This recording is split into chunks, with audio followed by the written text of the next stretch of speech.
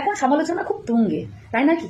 তুঙ্গে মানে আমি যেটা বলতে চাইছি যে সমালোচনা এখন ঘরে ঘরে, পাড়ায় পাড়ায়, সব জায়গায়, এমনকি সব ক্ষেত্রেই দেখতে পাবে যে তোমার পেছনে তোমার সমালোচনা হচ্ছে, নিন্দে হচ্ছে, চর্চা হচ্ছে, মানে যত রকমের বাজে কথা তোমার নিয়ে হচ্ছে। তো সবাই বলে যে যখন তোমার কেউ যোগ্য হতে পারে না তখন সে তোমার নিয়ে সমালোচনা করবে, এটা আমরা সচরাচর শুনে থাকি। কিন্তু এটার সাথে আরেকটা কথা কিন্তু তোমাকে মেনে নিতে হবে।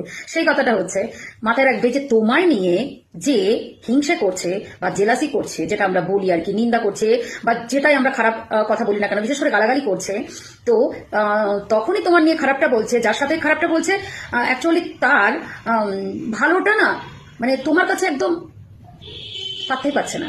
মানে তোমার ভেতরে যে গুণ আছে, তোমার ভেতরে যে গুণ আছে, আবার বললাম কথাটা, তোমার ভেতরে যে গুণটা আছে তার নিজের ভেতরে কোনো গুণ নেই যে তোমার গুণটাকে চাপা দিতে পারবে। তাই তোমাকে সে হিংসে করে, তোমার নিয়ে চর্চা করে, কেননা তার বলার জায়গা নেই, তো নিজের নিয়ে বলার কিছু নেই। তো যখন সেই ব্যক্তির সামনে কেউ তোমার নিয়ে প্রশংসা করছে, তখন তার নিজের তো কোনো কোয়ালিটি নেই, তখন তো তোমাকে খারাপ তাকে বলতেই হবে। তখন মানুষ এই আশ্রয়টা নিচ্ছে যে ও আমার নিয়ে কিছু বলছে না, আমার ভালো ভালো কোয়ালিটি থাকতে আমাকে কিছু বললো না, ওকে নিয়ে এত কিছু বলছে, তখন তোমাকে নিয়ে খারাপ বলা শুরু হয়ে যায়। তো অটোমেটিক্যালি যে তোমার যোগ্যতার কাছে তার যোগ্যতার একদম এইখানে এইখানে যদি হতো তাহলে তোমার নিয়ে সমালোচনা করতো না, এটা আমি মনে করি, তাই না? তো এখানে আর কিছু বলার নেই, এটাই বলাছিলাম। তো প্লিজ কেউ কারোর বাজে কথায় কান তো দিওই না, সঙ্গে কোনো প্রত্যুত্তরে যেও না। আর এটাই ভাবো যে তুমি নাম্বার ওয়ান। বুঝতে পেরেছো?